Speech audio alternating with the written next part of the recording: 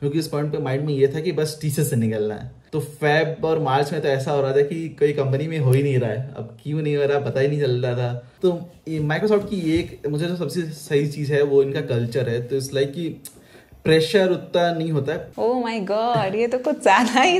राघव कैसे हो आप? हाँ अंशिका, मैं बढ़िया हूँ, आप बताओ कैसे हो? यार मैं भी सही हूँ। बहुत दिन से हम लोग कोशिश कर रहे थे इस वीडियो को शूट करने का, एंड आज फाइनली हम कर रहे हैं। ऑलमोस्ट 2 महीने हो गए ऑलमोस्ट। मैं मतलब कब से आगे पीछे हो रहा था। Right right.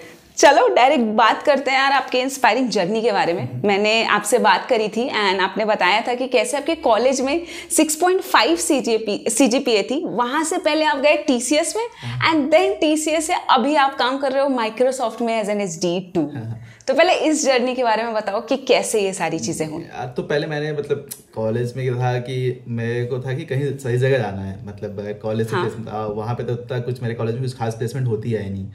तो फिर अपन कॉलेज में मतलब कुछ कोडविटा होता था, तो कोडविटा दे दिया और TCS में हो गया किसी तरीके से। तो चलो एक कंपनी हो गई थी। फिर उसके बाद ये हो रहा था कि कंपनी तो कुछ ठीक आई थी, कंपनी जैसे सैमसंग हो गया, पेटीएम हो गया उस पॉइंट पे, बट उसमें बैठने को मौका ही नहीं मिला था क्योंकि वहीं CGPA लो था।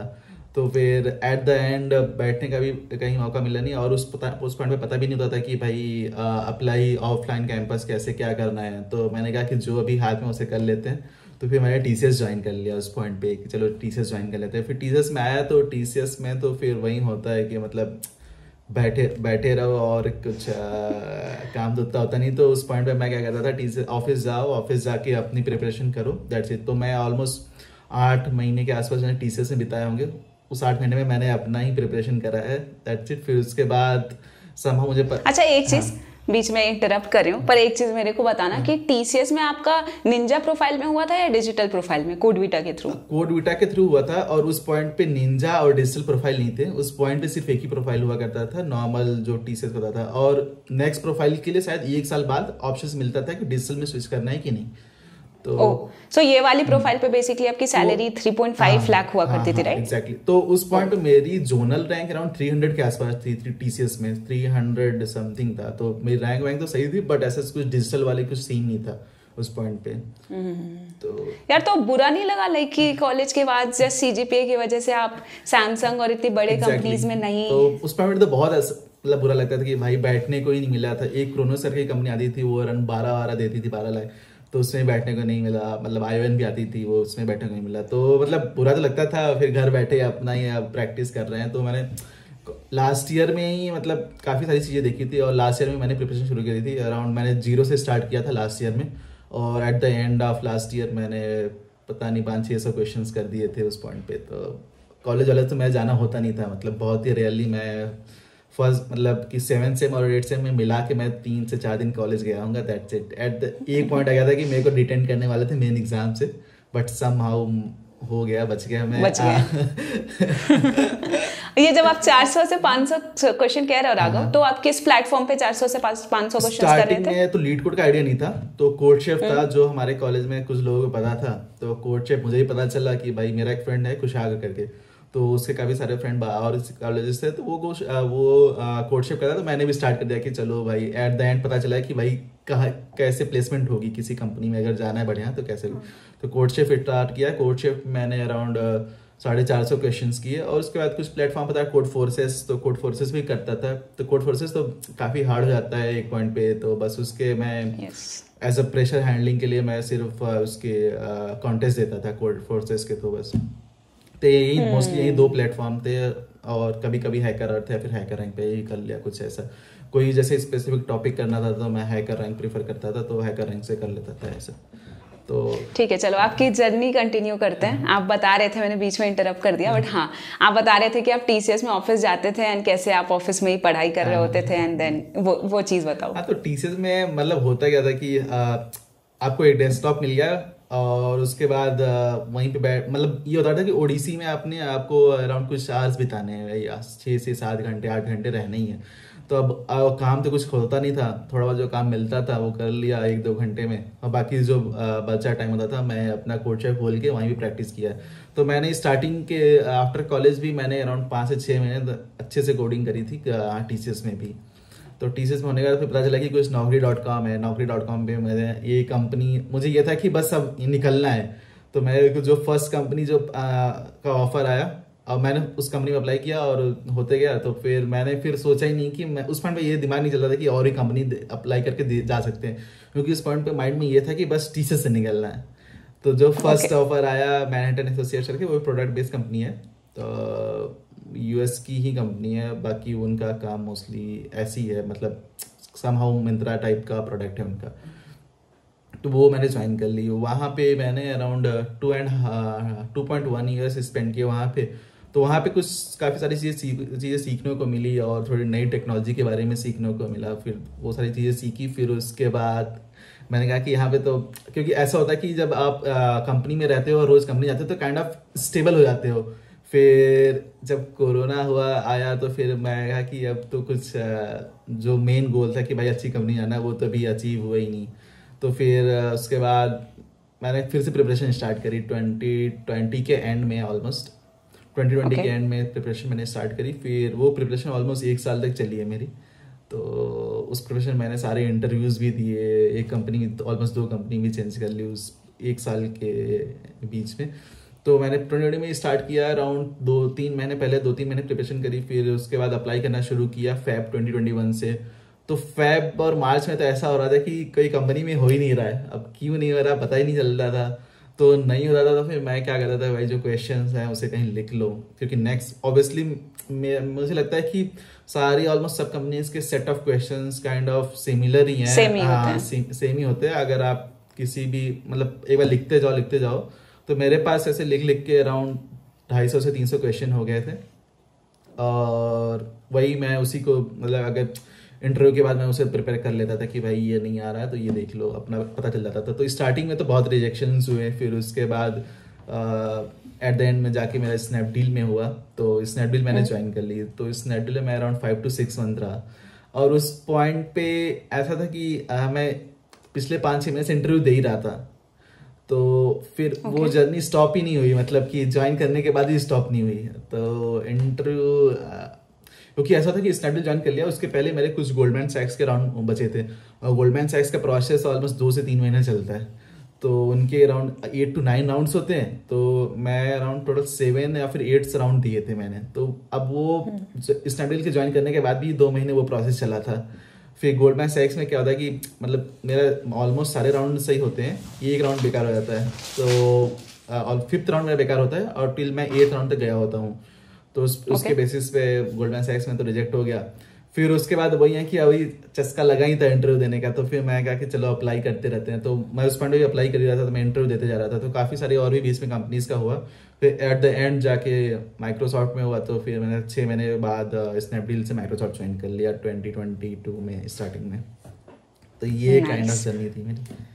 तो यार लाइक बहुत ही इंस्पायरिंग जर्नी है। कहाँ आपने 3.5 लाख के कैंपस प्लेसमेंट से शुरू किया था एंड कहाँ आप लाइक आज के टाइम पे 1 करोड़ से ज़्यादा अर्न कर रहे हो, एंड वो भी इतने कम एज में। तो मतलब अपने आप में ये भी एक बहुत अच्छी जर्नी है। Thank you. यार चलो ये तो बात आई आपने इस जर्नी के बारे में। एक और इम्पॉर्टेंट सवाल है जो मेरे मन में आ रहा है, क्योंकि आप माइक्रोसॉफ्ट में आज एक SD2 हो, तो मैं जानना चाहूँगी कि यार आपके इंटरव्यू में एक SD1 से डिफरेंट क्या चीज़ पूछी गई थी? बेसिकली यहाँ पे मोस्टली SD1 में मोस्टली कोडिंग के ऊपर ही फोकस करते हैं और नॉट ऑन मोस्ट की HLD और LLD। तो SD2 के राउंड में मेरे पहले स्टार्टिंग में राउंड तो रिटर्न राउंड होता है, वो जो सबका कॉमन होता है। तो और इनका बार है अराउंड 80%। तो अगर आप रिटर्न राउंड में 80% स्कोर कर लेते हैं तो आपको नेक्स्ट राउंड के कॉल्स आ ही जाते हैं, ऐसा होता है। तो मेरे फर्स्ट 2 राउंड थे वो तो कोडिंग के ही बेसिस पे थे। हर राउंड में मिनिमम 2 क्वेश्चन और मिनिमम 2 अगर 2 आप 2 क्वेश्चन आपने सही से कर दिया तो तीसरा क्वेश्चन ही पूछ लेते हैं। तो 2 to 3 क्वेश्चन होते हैं 2 राउंड। और उसके बाद जो डिफरेंट राउंड होता है वो बेसिकली LLD होता है एंड HLD होता है। तो यहाँ पे 2 राउंड होंगे और जो HLD का होगा, एक पहले LLD का होगा फिर उसके बाद HLD का राउंड होगा। तो ये 2 राउंड एक्स्ट्रा होते हैं। और मोस्ट प्रोबेबली शायद अब स्टार्ट हो गया इनका कि अब SD1 से भी LLD एक्सपेक्ट कर रहे हैं थोड़ा बहुत, तो but not too much. But हाँ, तो अब शायद वो भी स्टार्ट होगा। बट यही 2 डिफरेंसेस है कि LLD और HLD एक्स्ट्रा पूछा जाता है, मतलब as for SD2। Okay cool. यार एक चीज़ बहुत इंटरेस्टिंग है जो मैं और राघव बात कर रहे थे, मैं चाहूँगी राघव इसके बारे में बताएं कि अभी इसके बारे में इन्होंने थोड़ा सा टच भी किया कि कैसे ये प्रिपरेशन कर रहे थे और इनको इंटरव्यू का चस्का लग गया था एंड ये मतलब इंटरव्यू दे रहे हैं। तो एक टाइम ऐसा था जहाँ पे राघव ने 50 से ज़्यादा कंपनीज क्रैक कर ली थी। राघव इस पॉइंट के बारे में बताओ, लाइक कितना समय लगा आपको वो क्रैक करने में एंड क्या प्रोसेस था, क्या कौन कौन से कंपनीज ने अप्लाई किया, इस चीज़ के बारे में बताओ थोड़ा। तो बेसिकली मैंने पहले स्टार्ट तो मैंने ऐसा किया था कि जो भी कंपनी आएगी मुझे देखना ही नहीं है, मैं तो इंटरव्यू देते जाऊंगा, क्योंकि मुझे लगता था कि मेरी प्रिपरेशन इंटरव्यू देके और ज़्यादा सही तरीके से हो रही, इंस्टेड कि मैं बैठा रहूँ बस पढ़ता रहूँ नोट्स बनाते जाऊँ। तो उसके लिए तो मैं ऐसे बहुत सारे नोट्स इकट्ठा कर लूँगा, बट उसका कुछ फ़ायदा नहीं था। तो मुझे लगा कि भाई इंटरव्यू दो, इंटरव्यू में तो पता चलेगा तुम्हारा क्या लेवल है, कि तुमने सही से प्रिपरेशन कितने पानी में हो आप। वही कितना पानी में हो। ऐसे तो लगता है कि भाई अच्छा नोट्स बना ली, प्रिपरेशन कर लिया मैंने, सारे डेटा स्ट्रक्चर्स के एल्गोरिथम क्वेश्चंस ही कर लिए, अब हो जाएगा। बट इंटरव्यू में एक्चुअली पता चलता है कि हाँ भाई तुमने वहां पे तो तुमने कहीं से देख ताक के कर लिया था, यहाँ पे एक्चुअली तुम कैसे करते हो। तो मेरा वही मानना था कि इंटरव्यू देते हैं पता चल जाता है। तो मैंने इंटरव्यू देना स्टार्ट किया। तो मैंने स्टार्टिंग में तो बिना देखे सोचे समझे जो naukri.com में 50 एक हफ्ते में शायद 50 या फिर एक दिन में कुछ 50 कंपनी में अप्लाई करने को मिलता है। तो मैं थोड़े कुछ फिल्टर्स आ गए 50 कंपनी में अप्लाई कर देता था। स्टार्टिंग में तो कॉल भी नहीं आते तो फिर जो कॉल आते गया मैं देता गया। तो स्टार्टिंग में मैं तो नॉर्मली कंपनी से दिए थे, मतलब छोटे छोटे स्टार्टअप्स हो गए। अगर मैं स्टार्टअप्स बताऊं तो मुझे भी इतना याद तो नहीं है, बट मेरे पास कुछ लिस्ट है उसमें से मैं देख कर बता सकता हूँ। तो स्टार्टिंग में मैंने हेलोटॉक करके कंपनी थी वो दिया था, और एक्स होटल करके है, मास्टर कार्ड है, और ओला भी दिया था मैंने एक पॉइंट पे। मतलब ठीक ठाक कंपनी में देते गया था, और काफ़ी सारे में रिजेक्ट भी हुआ था। और मिंत्रा भी दिया था, मिंत्रा में तो बहुत गंदी तरीके से रिजेक्ट हुआ। तो मतलब स्टार्टिंग में तो पता ही नहीं होता था कि वो एक फ्लो होता है ना, तो वो फ्लो नहीं आ रहा था कि भाई कैसे क्रैक करें, या फिर अपने इंटरव्यू को खुद से ड्राइव में कैसे करूं। और एक पॉइंट ऐसा आ गया था कि मैं जो चाहूंगा रिक्रूटर से वो वहीं पूछेगा। वो एक पॉइंट आ गया था कि मैं इंटरव्यू को खुद से ड्राइव कर रहा था, इंस्टेड ऑफ कि सामने वाला बंदा पूछे। तो मैं कुछ इस तरीके से आंसर्स करता था कि वो थोड़ा सामने वाला बंदा मेरे आंसर्स में थोड़ा वो पॉइंट ढूंढे और उससे रिलेटेड कुछ पूछे। तो इसको थोड़ा ब्रेक डाउन करोगे राघव, लाइक ये आप कैसे कर पा रहे थे इंटरव्यू को ड्राइव? तो बेसिकली जैसे फर्स्ट क्वेश्चन आपने पूछा, तो फर्स्ट क्वेश्चन पूछने के बाद मैंने जो आंसर्स किया उसमें मैंने कुछ आंसर्स तो किया, बट मैंने कुछ ऐसे भी पॉइंट्स बोले कि जैसे सामने वाला इंटरव्यूअर्स लाइक कोई क्वेश्चन था उसमें मैंने कुछ आंसर्स दिया, और उसमें मैंने कुछ ऐसे 2-3 एल्गोरिथम बता दिए कि अच्छा ये यूज कर सकते हैं, ये यूज कर सकते हैं। अब मुझे पता था कि अगर इंटरव्यू थोड़ा सही है तो वो उसके बारे में पूछेगा। तो मैं 2-3 टॉपिक्स ऐसे बीच में डाला था अपने हर आंसर्स में कि सामने वाला बंदा एक्साइट हो जाए कि अच्छा ये पूछ सकते हैं इससे नेक्स्ट, कि इसने ये बोला है लाइक अबाउट द प्रोजेक्ट में, अच्छा मैंने ये चीजें यूज करी हैं। तो सामने वाला बोलेगा अच्छा तुमने ये यूज किया, तो टॉक अबाउट दिस। तो एक पॉइंट आ गया था कि मैं अपने आप कुछ इंटरव्यूज में ड्राइव कर लेता था खुद ही, इवन सामने वाले बंदे को बोलना ही नहीं होता था। इसलिए ऐसे मेरे साथ हुआ था एक गोजेक के इंटरव्यू में। तो सामने वाला बंदा बस सिर्फ उसने एक क्वेश्चन पूछा था, और उसके बाद मैं पूरा कंटिन्यूस 1 घंटे मैंने खुद ही बोला है। तो गोजेक का राउंड काफी सही हुआ था। और ऐसे 2-3 कंपनी का और भी मैंने खुद अपने आप से ड्राइव करना। एक पॉइंट आता है कि अपने आप से ड्राइव तुम खुद ही अपने इंटरव्यू कर सकते हो ऑब्वियसली। और वो होता है कि भाई इंटरव्यू में जो भी नहीं आ रहा था उसी पॉइंट पे बता दो, इंस्टेड की वेस्टिंग टाइम की भाई 5 मिनट लेते हैं 10 मिनट लेते हैं सोचते हैं। मैं तो वैसा नहीं करता था, मतलब मुझे नहीं आ रहा तो मैं बोलता था भाई नेक्स्ट क्वेश्चन मूव कर लेते हैं, क्योंकि उससे तुम्हें भी इंटरव्यू के पास क्या होता है कि भाई उसको भी 2-3 क्वेश्चन पूछने होते हैं। अगर तुमने एक क्वेश्चन में इतना टाइम ले लिया कि तो उस 2 से 3 क्वेश्चन पूछ नहीं पाया, तुम्हें जज ही नहीं कर पाएगा कि तुम्हें आता भी है कि नहीं आता है। तो मेरा भी ये मानना था कि भाई एटलीस्ट उसको 2 क्वेश्चन पूछने का टाइम तो मिले ही। तो मैं उस हिसाब से अपने इंटरव्यू को करता था। और बाकी मैं अप्लाई के लिए बोलूँ तो हाँ, मतलब अप्लाई उसके बाद मैं करता गया। तो मेरे पास कुछ पिरामल के भी ऑफर्स थे, पेटीएम इनसाइडर के भी ऑफर्स थे, पेटीएम के भी ऑफर्स थे, और मोबीक्विक, क्लियर वाटर एनालिटिक्स, ऐसे करके मेरे पास काफ़ी ऑफर्स थे फर्स्ट पॉइंट पे जब मैं स्नैपडील से पहले स्विच कर रहा था। तो एट द एंड मुझे सही ऑफर लगा स्नैपडील का, तो मैंने स्नैपडील ज्वाइन कर ली उस पॉइंट पे। तो पता नहीं था उस पॉइंट पे कि स्नैपडील क्या कर रही है या फिर कैसे, बस मैंने ज्वाइन कर लिया था उस पॉइंट पे कि चलो ठीक है। बट अंदर जाके पता चला कि अभी भी इस पॉइंट पे भी स्नैपडील में काफ़ी कुछ वर्क हो रहा है, और ये भी पता चला कि भाई स्नैपडील्स में अराउंड काफ़ी स्केल भी था उस पॉइंट पे, around 1.5 lakhs to 2 lakhs of order per day वो अभी भी फाइंड आउट कर मतलब उनको मिल रहा है Tier 4 सिटीज़ से। तो वहाँ पे भी काम तो काफ़ी सही था। और 6 महीने मैंने मतलब पिछले जो कंपनी में काम किया था वो 6 महीने का काम मैंने स्नैपडील में कर लिया था। तो वो काफ़ी अच्छा था ओवरऑल एक्सपीरियंस। स्नैपडील का एक्सपीरियंस अच्छा था। अच्छा, जब आपके पास इतने ज़्यादा ऑफर्स होते हैं तो डेफिनेटली आपको ये चीज़ सैलरी नेगोशिएशन में भी काफ़ी हेल्प करती होगी, राइट? एग्जैक्टली।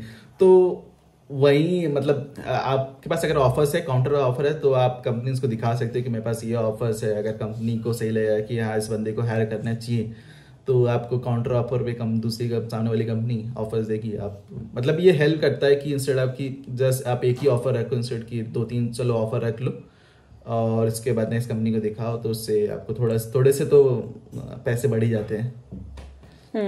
थोड़े नहीं, आई थिंक बहुत बढ़ जाते हैं। तो आप हम्बल होके कह रहे हो थोड़े बढ़ जाते हैं।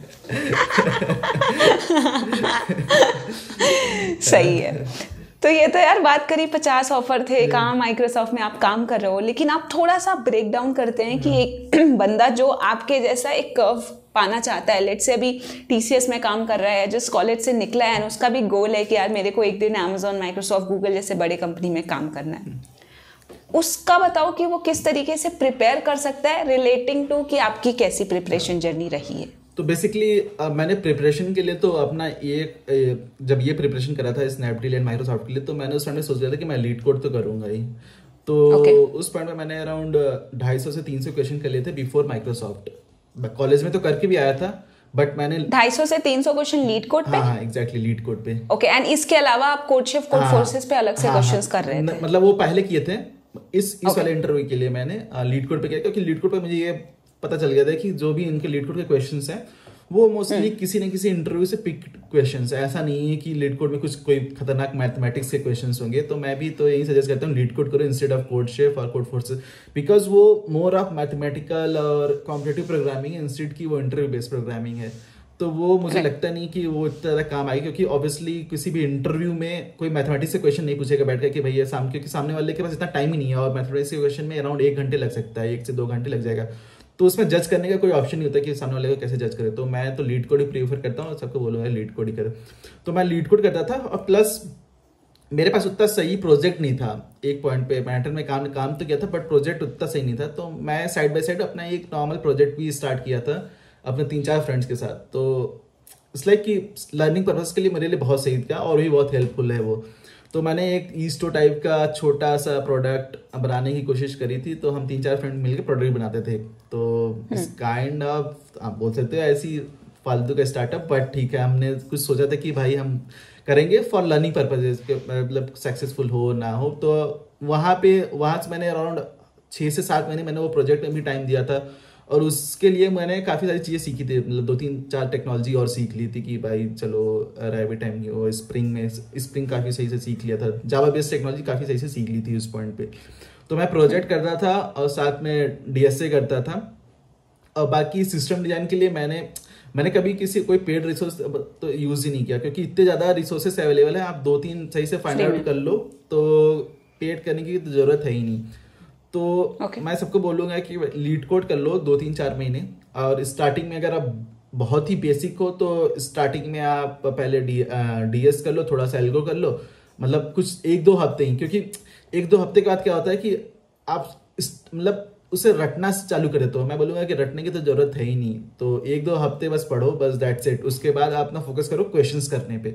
अगर आप क्वेश्चंस कर पा रहे हो तो फिर मतलब सही है, मतलब क्वेश्चन करना ही इंपॉर्टेंट है। बाकी टॉपिक्स कवर करना तो एंड में हो जाएगा कि मतलब मुझे 10 टॉपिक DSA के कवर करनी है, ट्री ये वो, तो वो करने की जरूरत नहीं है। पहले मेरे हिसाब से क्वेश्चंस करने की जरूरत है। क्वेश्चंस कर लो, अगर वो हो रहा है तो टॉपिक तो कवर होता जाएगा। उसके बाद क्वेश्चन के साथ साथ अगर कोई बंदे जैसे 2-3 साल से कम का एक्सपीरियंस है तो वो LLD देख ले। सिर्फ LLD के बहुत सारे रिसोर्सेज पड़े हुए हैं इंटरनेट पे। मैं प्रेफर करता था LLD के लिए HLD के लिए तो गौरव सेन मैं मोस्टली देख लेता था, और LLD के लिए काफ़ी सारी यूट्यूब पे काफ़ी लोग मिल जाएंगे। तो एक बंदे का नाम नहीं आ रहा है, वो फेसबुक में कहा था, तो उनकी वीडियोस हैं तो वो मैं प्रेफर कर लेता था।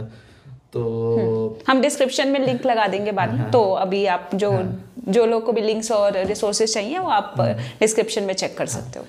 तो मैं वो दोनों चीज़ें प्रीफर करता, मतलब वही प्रीफर करता था। मतलब मैं ऐसा रखता था कि अगर मेरे को जैसे कोई क्वेश्चन डीएसए का नहीं आ रहा था तो मैं लीड कोड पे किया, अगर नहीं आया तो डिस्कशन सेक्शन में जाके देख लिया, अगर फिर भी नहीं समझ में आ रहा तो मैं कोई एक सोल्यूशन यूट्यूब पे देख लेता था, क्योंकि यूट्यूब पे बढ़िया से विजुअलाइजेशन हो जाता है क्वेश्चंस का। लाइक रिकर्जन के प्रोग्राम हो गए तो उसकी विजुअलाइजेशन बहुत इंपॉर्टेंट है, तो वो मैं यूट्यूब पे देख लेता था। मैं यही 3 ही रिसोर्स यूज करता था, इससे ज़्यादा क्योंकि अगर मैं करने जाऊँगा तो 50 चीज़ें और मिल जाएगी मेरे को कि भैया मैं वहीं पे रह जाऊँगा, फिर मेरे एक क्वेश्चन में पूरा दिन निकल जाएगा। तो मैं ये हमेशा करता था कि हमेशा पर डे के 2 क्वेश्चंस करो, और एक पॉइंट पे यही द माइक्रोसॉफ्ट का था तो उस पॉइंट पे क्या होता है, कंसिस्टेंसी इंपॉर्टेंट थी मेरे लिए। तो मैं क्या करता था, मैं 4 फ्रेंड्स और थे मेरे जो कि उस पॉइंट पे सेम पॉइंट है मेरा हेल्प किया, और हम चारों ने मिलके मतलब पर डे क्वेश्चंस करते थे। और मैंने पिछले भी इंटरव्यू बताया था कि भाई क्वेश्चंस जिसने नहीं किए उसको 1 रुपए 10 रुपए तक देने होते थे, कि भाई 10 रुपए तुम्हें देने हैं मुझे अगर तुमने क्वेश्चन नहीं किए तो ये ट्रिक होती थी कि भैया तुम बीइंग कंसिस्टेंट रहो कुछ भी करके।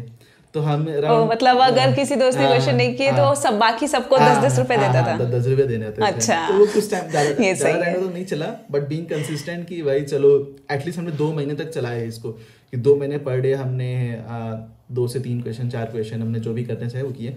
और एट दिस पॉइंट कि हम चारों के चारों सही कंपनी में पहुंच गए हैं। तो कोई क्रेड पहुंच चुका है, कोई डेली हंट पहुंच चुका है, तो कोई एयरटेल एक्सलैक्स पहुंच चुका है, तो सारे के सारे सही जगह पहुंच चुके हैं। तो वो काफ़ी हेल्प किया हमने कि भाई 2 से 2.5 महीने अराउंड 100 से 150 क्वेश्चन हमने बीइंग कंसिस्टेंट, मतलब इवन सिंगल डे भी हमने मिस नहीं किया था, अराउंड 1.5 से 2 महीने। और ये सारे क्वेश्चंस आप लीड कोड पे ही कर रहे थे, राइट? लीड कोड पे कर रहा था, या फिर कहीं मतलब किसी ने किसी और प्लेटफॉर्म पे किया तो वहाँ पे जाके कर लिया हमने, ऐसा था। जैसे कोई किसी ने, मेरे फ्रेंड ने वो किसी और प्लेटफॉर्म किया, वो बोला कि ये 2 क्वेश्चन जो है ये अच्छे लग रहे हैं और ये इंटरव्यू में आ सकते हैं, तो उस दिन हमने कभी किसी और प्लेटफॉर्म पे कर लिया, लाइक हैकर रैंक हो गया या फिर किसी और भी प्लेटफॉर्म पे, ऐसा। समझ गए। तो अच्छा, आपके प्रिपरेशन से जो मुझे एक चीज समझ आ रही है वो ये कि आपने पूरा जो मेन फोकस था वो डेटा स्ट्रक्चर्स एंड एल्गोरिथम पे किया था, क्योंकि आपको शुरू से पता था कि आप ये बड़े एमएनसी या प्रोडक्ट बेस में जाना चाहते हो जहाँ पे इसी तरह के क्वेश्चंस पूछे जा रहे होंगे। तो आपने कभी, हाँ आप बताओ, आप कुछ कह रहे थे? नहीं आप बोलो, फिर मैं कहती। तो मैं ये मेरा मानना था कि मुझे जाना तो एमएनसी, किसी बड़े एमएनसीज में है, और ये पता होता था कि उनके जो भी क्वेश्चंस होते हैं वो उनके जो क्वेश्चंस होते हैं तो ऐसा नहीं होता कि पिछली पास्ट कंपनीज या आपके पास कैसे टेक्नोलॉजी के एक्सपीरियंस है, इंस्टीट्यूट की डीएसए मतलब आप उनके डीएसए के राउंड्स क्रैक कर सकते हो कि नहीं, डीएसए या फिर कोडिंग के राउंड, इंस्टीट्यूट की आप लैंग्वेज, ये लैंग्वेज आती है, ये नहीं आती है, या फिर ये टेक्नोलॉजी पे काम किया है फिर नहीं किया है, क्योंकि जो आप पिछला काम कर रहे हो तो वो उतना तो काम आता नहीं। क्योंकि अभी मैं माइक्रोसॉफ्ट की बात करूँ तो यहाँ पे जो मैं काम कर रहा हूँ टोटली डिफरेंट, कि मैं पिछले 3.5-4 साल में मैंने क्या किया, सारी की सारी टूल्स टेक्नोलॉजी सब कुछ इंटरनल है। मतलब मैं ऐसे टेक्नोलॉजी पे काम कर रहा हूँ कि जो मैंने आज तक कभी सुने भी नहीं थे।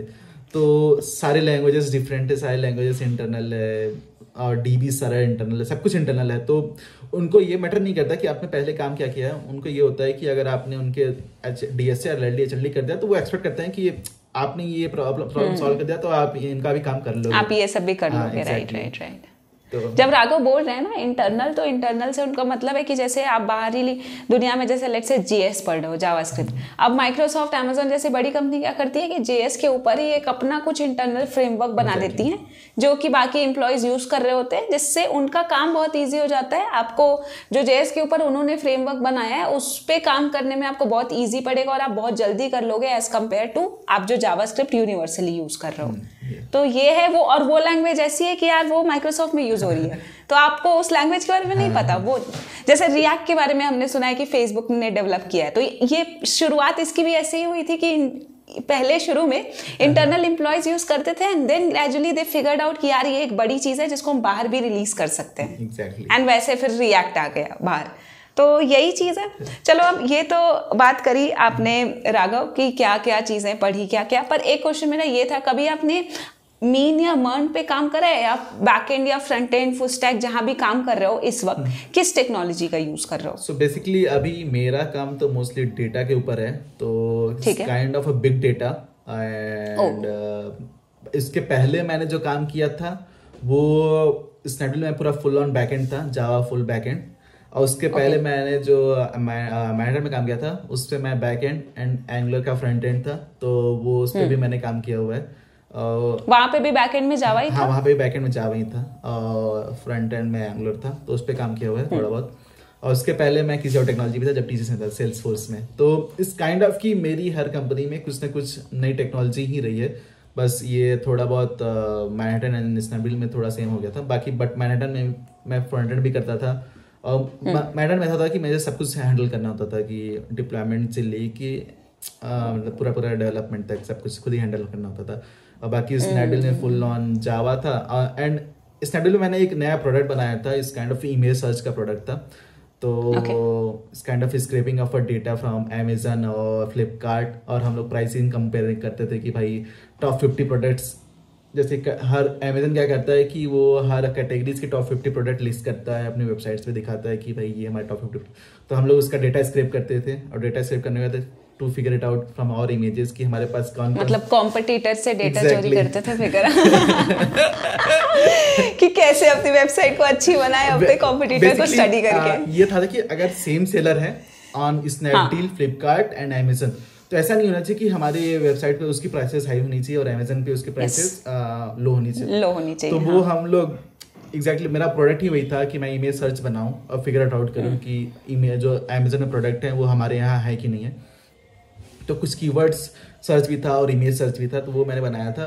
तो इसलिए मेरे को स्नैपडील में काम बहुत सही लगा था। 6 महीने मैंने काफ़ी कुछ कर लिया था, फ्रॉम स्क्रैच से पूरा प्रोडक्ट डिज़ाइन करना, डेवलप करना, leading of a team of 3। तो वो भी सही था, मतलब वो फेस काफ़ी सही था। बट ठीक है, फिर उसके बाद माइक्रोसॉफ्ट मिल गया था, इधर आ गया। हाँ, तो मैं भूल ही गया क्या डिस्कस कर रहे थे अपन। हाँ, यही आप बता रहे थे कि जावा में फ्रंट एंड बैक एंड हमने क्या क्या काम करा था। तो मैं बोल रहा था कि कंपनी वाइज मेरे को ऐसे मतलब हर में डिफरेंट टेक स्टैक है, और इवन माइक्रोसॉफ्ट में मैं मोस्टली ऑन बिग डेटा हूँ, और मैं यहाँ पे लैंग्वेज बताऊँ तो स्कोप स्क्रिप्ट आई गेस, मतलब ये इंटरनली है। मैंने तो नहीं सुना है। तो कॉस्मोस डीबी, तो ये सारी चीजें सारी की सारी ऑलमोस्ट इनके इंटरनल है। तो और इनका मैं एक छोटा सा इनका टूल जो अभी स्टार्ट किया है मैंने उसको डेवलप करना, तो वो भी काइंड ऑफ इंटरनल है। और इनकी जो JS की लाइब्रेरी वो C# से रिलेटेड समथिंग है, तो भी मैं भी उसे पढ़ ही रहा हूँ। तो मतलब यहाँ पे काफ़ी कुछ है जो कि काफ़ी कुछ का सारी चीज़ें ही जो हैं जो मेरे लिए न्यू ही है, मतलब तो बस कीप ऑन लर्निंग। अच्छा, चलो माइक्रोसॉफ्ट के बारे में इतना बात कर रहे हो तो ये बता दो कि आपका एक नॉर्मल डे माइक्रोसॉफ्ट में कैसा रहता है। लाइक सुबह से उठ के शाम में कितने देर तक काम करते हो एंड दिन भर में आप क्या क्या काम कर रहे होते हो? तो माइक्रोसॉफ्ट की एक मुझे जो सबसे सही चीज़ है वो इनका कल्चर है। तो इट्स लाइक कि प्रेशर उतना नहीं होता है, प्रेशर होता है बट एट सम पॉइंट कि कभी हुआ कभी नहीं हुआ, बट ये कभी आपको फील नहीं होगा कि इतना ज़्यादा काम है कि प्रेशर है। तो मेरा यूजली डे तो ऐसे स्टार्ट होता है, मैं अराउंड 10 बजे से स्टार्ट करता हूँ अपना काम, and it can go up to till, मतलब ऐसा मैं अभी वर्क फ्रॉम होम चल रहा है तो मैं 8-9 रात के 10 बजे तक हो जाता है, बट उसके बीच में मैं 2-3 घंटे अपने जिम चला गया, या फिर 1 घंटे मैं ऑलमोस्ट हर अल्टरनेटिव बैडमिंटन खेलता हूँ, तो वो बैडमिंटन खेल लिया। बाकी के टाइम में हमारी कॉल्स ऐसे कुछ स्टैंड अप या ऐसे कुछ कॉल्स नहीं होती हैं, तो इसने कि कई प्रेशर नहीं होता है कि तुम्हें कुछ क्या अपडेट देना है। तो वो आपकी डेली स्टैंड अप नहीं होती है? मतलब डेली नहीं होती है। ओ भाई, डेली स्टैंड अप नहीं होती है? कब होती है? ऑल्टरनेट या वीक में एक बार कैसे होती है? वीकली एक बार स्टैंड अप होती है। ओह माय गॉड, ये तो कुछ ज्यादा ही मेरा थोड़ा सा दिमाग अब कंफ्यूज हो रहा है माइक्रोसॉफ्ट की तरह। स्टैंड अप के बारे में थोड़ा बताओ, स्टैंड अप में क्या होता है? लाइक जिन ऑडियंस को नहीं पता उनको बताओ स्टैंड अप में क्या होता है। स्टैंड अप में होता है कि जो तुमने काम किया है उससे रिलेटेड, पिछले काम से रिलेटेड उससे अपडेट देना होता है। तो यहाँ पे क्या है कि माइक्रोसॉफ्ट में इट्स नॉट लाइक कि आपके ऊपर काम मतलब कोई आके प्रेशर डालेगा कि भाई ये काम कर लो ये कर लो। It's like you have to go and pick. हमारे पास लिस्ट ऑफ टास्क होते हैं, अराउंड 100-150 टास्क होंगे, उसमें से जो तुम्हें समझ में आ रहा है कि अच्छा टास्क है उसे जाके पिक कर लो। इट्स अप टू यू ही कौन सा, या फिर तुम्हें समझ नहीं आ रहा तो मैनेजर से पूछ लो कि कौन सा टास्क पिक कर लो। तो कभी कोई प्रेशर डालेगा कि काम करने का कि काम करके दो। It's like you have to do it by yourself. आप मतलब काइंड ऑफ कि तुम्हें खुद से रिस्पॉन्सिबिलिटी लेनी है प्रोडक्ट को सही करने की। तो वो और आई थिंक ये थोड़ा सा टीम डिपेंडेंट भी है ना राघव। लाइक आपके केस में ऐसा है कि स्टैंड अप कभी नहीं होता और ऐसा प्रोसेस है, बट जैसे मैं कुछ और बंदों से बात करी थी माइक्रोसॉफ्ट में, वो बता रहे थे कि स्टैंड अप डेली होती है, सिर्फ फ्राइडे को उनकी नो मीटिंग। फ्राइडे के तो नो मीटिंग डे है ही वो तो। ये थ्रू आउट माइक्रोसॉफ्ट है कि थ्रू आउट माइक्रोसॉफ्ट है कि फ्राइडे को नो मीटिंग डे। बाकी टीम के ऊपर डिपेंड करता है। हाँ, मोस्टली टीम के ऊपर डिपेंड करता है कि हमारी मीटिंग्स होती हैं, बट नॉट एवरीडे मीटिंग तो होगी, बट इट्स नॉट अबाउट कि वो स्टैंड अप से रिलेटेड, मतलब कि आपके काम से रिलेटेड अपडेट, कि हमारे यहाँ डीप डाइव होता है, इस लाइक कि प्रोडक्ट में क्या चल रहा है, या फिर पिछले मंडे के जैसे हो गया कि क्या क्या इश्यूज आए थे उससे रिलेटेड अपडेट, ट्यूसडे को तुम्हारे काम से रिलेटेड अपडेट, वेंसडे को लाइक अबाउट प्रोडक्ट में क्या नया चल रहा है उससे रिलेटेड अपडेट। तो ऐसे करके कि हमारा सेट ऑफ मीटिंग्स तो एवरीडे होती है, बट इट्स नॉट लाइक कि एवरीडे अपडेट वाली मीटिंग की वैसी मीटिंग नहीं होती है। सर राघव, अब बहुत ही इंटरेस्टिंग चीज़ है जो मैं चाहूँगी कि आप हमारे ऑडियंस को दिखाओ और समझाओ कि एक रेज्यूमे हमें किस तरीके से बनाना है, ताकि हम भी आपकी तरह यार लाइक 50-50 कंपनियां क्रैक करें। तो जल्दी से आप अपना रेज्यूमे दिखाओ ना, एक्सप्लेन करो। मैं बहुत एक्साइटेड हूँ देखने के लिए कि आपने रेज्यूमे में क्या चीज़ें लिखी हैं, क्यों लिखी हैं, हम अपना रेज्यूमे किस तरीके से ऑप्टिमाइज कर सकते हैं। तो मैं रेज्यूमे में तो मैं ये एक्सपेक्ट करता हूँ कि रेज्यूमे सिर्फ एक ही पेज का होना चाहिए, क्योंकि रेज्यूमे इज लाइक कि आपको शॉर्टलिस्ट करेगी कंपनी, आपको मैनेजर या फिर कोई ऐसा नहीं है कोई और बंदा शॉर्टलिस्ट करेगा, वो एक एचआर है जो सामने इस लाइक कम्युनिकेशन पर्पस के लिए है। तो वो फिगर आउट करना चाहिए कि जो आप उनकी रिक्वायरमेंट हो आपकी रिक्वायरमेंट से मैच हो रही कि नहीं। तो आप अगर रेज्यूमे पूरा इतनी सारी बड़ी 2-3 पेज का बना दोगे तो उनको पढ़ने में टाइम लग जाएगा। तो वो मोस्टली आता है कि अगर इतना बड़ा रेज्यूमे है तो स्किप भी कर दो। इवन कोई इतना पढ़ता नहीं है उस पॉइंट पे रेज्यूमे। तो मेरा लगता है कि बहुत ही मिनिमल और क्रिस्प होना चाहिए आपका रेज्यूमे, कि अगर सामने वाला बंदा देखने आ रहा है, अगर मैं देखना चाह रहा हूँ कि उसके स्किल्स क्या है, एक्सपीरियंस क्या है, तो मुझे ईजिली दिख जाना चाहिए कि अगर एक नज़र भी मारूँ मैं रेज्यूमे में तो मुझे दिख जाना चाहिए तुम्हारी चीज़ें क्या क्या चीज़ें हैं।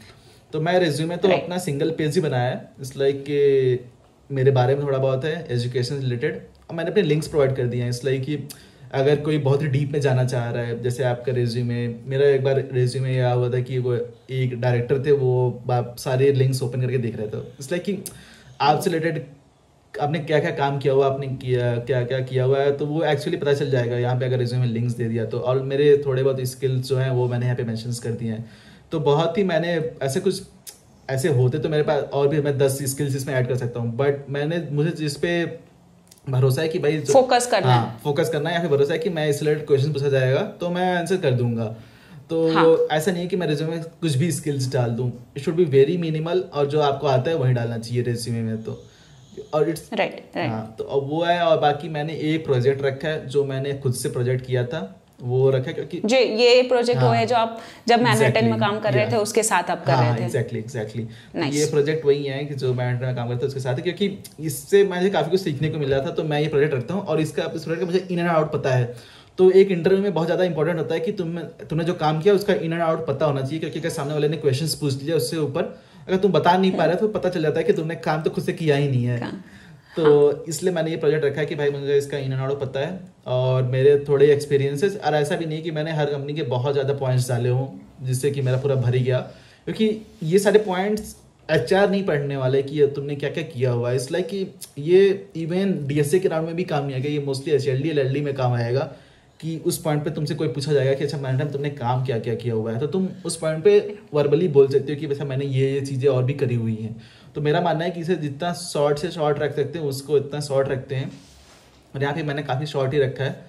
और टीसीएस में जो मैंने थोड़ा बहुत काम किया था वो मैंने मेंशन कर दिया। बाकी उसके बाद मैंने अपनी कॉलेज टाइम पे क्या क्या अचीवमेंट्स थी मेरी वो मैंने मेंशन कर दी हैं, और दैट्स इट। लाइक थोड़ा बहुत सर्टिफिकेट जो मैंने अर्न किया था कॉलेज टाइम पे वो मेंशन नहीं है। तो बहुत ही शॉर्ट रखा है मैंने, just about the experiences, educations, skills, links, project, that's it.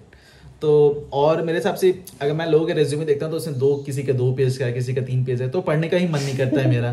Biodata बन जाता है। हाँ, तो वो पढ़ने का ही मन नहीं करता, मैं क्या स्किप करो फिर ऐसा।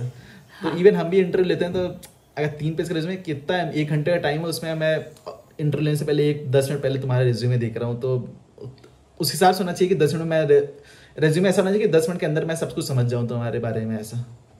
राइट और 10 मिनट भी बहुत ज़्यादा है। हम देख रहे होते हैं, अगर जितने सीनियर लेवल पे आप पहुंचोगे वो तो रेज्यूमे ऐसे देखा और हाँ भाई समझ आ गया है क्या है। मैंने तो कहीं पढ़ा था कि शायद रिक्रूटर कुछ 6 सेकंड या 7 सेकंड ऐसा करके आपका रेज्यूमे देख रहे होते हैं। एग्जैक्टली, तो स्किल्स लाइक रिक्रूटर मोस्टली ये देखते हैं कि टीम की क्या स्किल सेट है और आपके अंदर क्या स्किल सेट है, और ये एक्सपीरियंस आपने कहाँ काम कर रखा है पहले, बस उनको इतना ही मतलब है। तो उससे ज्यादा डिटेल अगर आपकी ये सारी डिटेल्स किसी और पेज में हुई तो मोस्टली चांसेस है कि आप स्किप हो जाएगी हो जाएगी। सही है यार, काफी मजा आया राघव, आपसे बात करके बहुत मजा आया। ठीक है, ओके, मुझे भी बहुत मजा आया। काफी ये तो ऐसा था, मैंने कह दिया काफी मजा आया तो यार अब बंदी ने बोल दिया तो चलो मैं भी थोड़ा बोल ही देता। सही है, चलो होप फिर हम जल्दी दूसरी वीडियो भी बनाएंगे एंड ऐसे ही बनने रहे। ओके, चलो बाय यार, आई होप ऑडियंस को भी मजा आया हो। फिर मिलते हैं नेक्स्ट वीडियो में ऐसे कुछ नए कंटेंट के साथ, तब तक के लिए बाय बाय।